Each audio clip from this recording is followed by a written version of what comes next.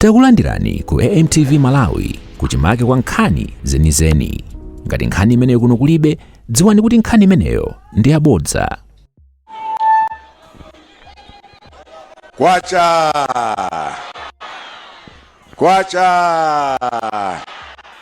Kwacha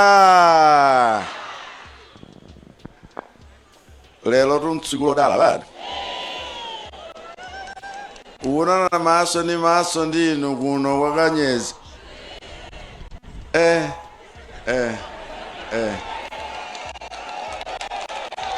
angandamba nabwerako kuno ngati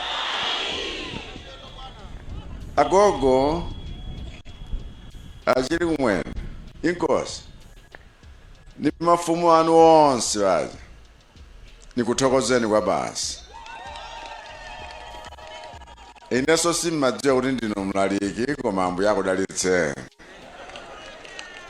munthu wanzeru munthu wolankhula ngati munthu wamkuludi amenera kulankhulira.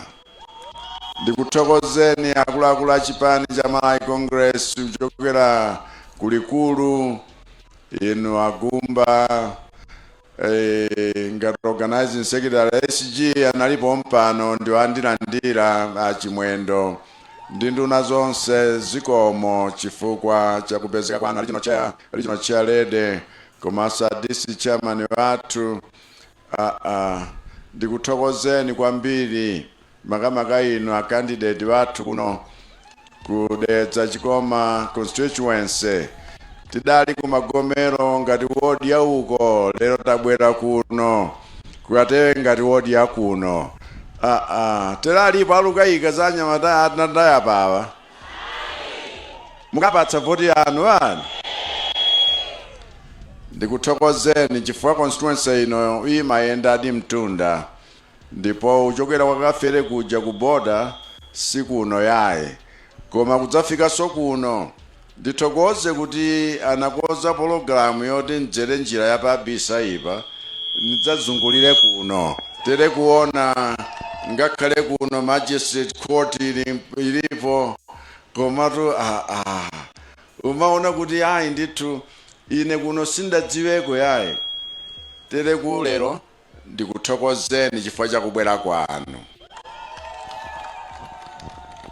Okondedwa inu siwofuna kupemphani voti yaye chifukwa kuno agogo anena kale nkuchipinda kwa Mcp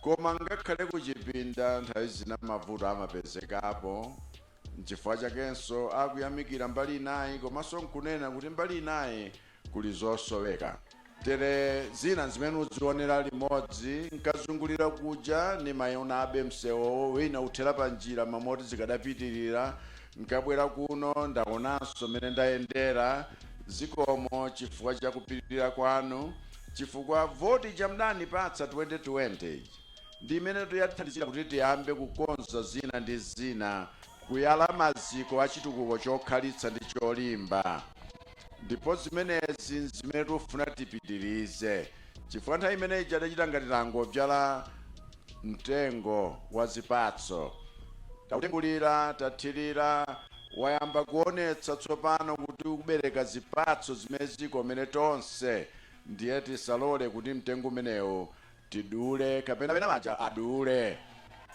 chifukwa ndiye kuti patipheranso tsogolo limene timafuna tikhale nalo kamba kazimene takhazikitsa tsopano ngati maziko wake tere ku wena adani lankhula kuti sima mwakandira bwinobwino ndiye tsano mfuna muyambu chakula ndiye muchotsanso nkhuni ndiye kuti zikhala chikatu ndiye nthawi yofuna kuti moto tikwerezere umene nthawi yake ndi imene ino chifukwa tifuna zipye ndithu wadi zili komene tonse kuno wadi adamba abwerako president aliyense kuno ndiye kuti tilimbe mtima kuti ngati president akhoza kumasuzumira paliponse nkuona vuto lililonse limene lilipo president uyu atisunga muchatimachitira ni mafumu athu kuno chifukwa timadziwa kuti ndi alera khungwa. Tikuvana kodi vana? Ndiye ndikupempheni kuti tiyeni tikavote munyinji wathu pa 16 pano. Agogo vanena kale kuti mbwera niwo omwewa ndinu nonse tikakondwerere limodzi ngasi nkhuku atipatsa kale vanena kuti nkhuku ilipo vana. Tikachite phwando kuti tapambana. Koma kupita kutsogoloko ndiye tidzaonetsetse kuti zinthu zambiri zofunika kukonza zikonzeke. Koma pali pano ngakhale iwo amene akuvutika sikuti popeza kwakhala masabata awiri ndiye tingosiyayi zichitike zofunika kuchitika chifukwa nthawi yatha kale. Ndipo ndamva madandaulo wanu onse aja ndifuna nditenge zimenezi kukhala zinthu zakuti timange pamaziko tayika kalewa. Palibe amene akutsutsa kuti kumalawi kuno sida kumane ndi mavuto ayi. Palibe amene akutsutsa kuti ngakhale nthawi ya mavutoyo tachita zitukuko dziko lonse. Palibe amene akutsutsa kuti kumalawi kuno mavuto akadalipo, mavuto akukwera mtengo kwa zinthu. Zimenezi tonse timavomerezana. Koma wena akungolondola zimenezo ngati masautso pamene ife ni boma lathu tikulondola zimenezo kuti tipeze mayankho ake, ndipo mayankho ake ayamba kale kupezeka nchifukwa chake tafika pamene tafika apa ndi chisomo chauta. Ndiye tifuna tikutsimikizireni kuti zimenezo tipitiriza kuyankha chifukwa nthawi zina tangopwetekana amalawi tokha kamba kosakondana.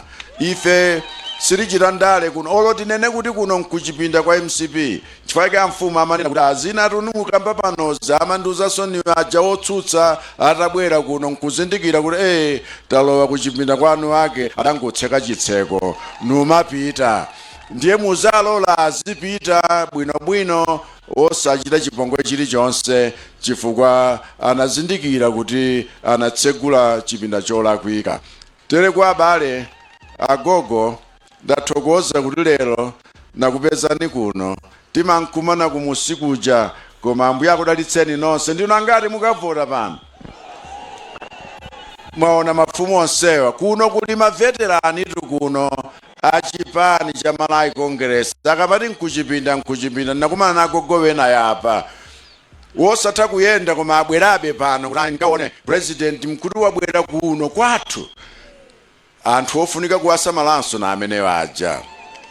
Ndiye tipitirira kuonetsetsa kuti aliyense pa msinkhu wake athandizike. Vachuluka na achinyamatawa na azimayiwa ngofunikanso athandizike mwapaderadera. Zijatuka mbazija naona apa ntadutsa apa pali kamthirira ndithu kaluchitika nati ayi kuno zugwira ndithu pofunika tilimbikitsa ambiri kuti ngati kachinyotho kalipo tiye tipeze kachakudya pena pake. Tagwirizana vanu? Ambuye akudalitseni nonse. Zikomo.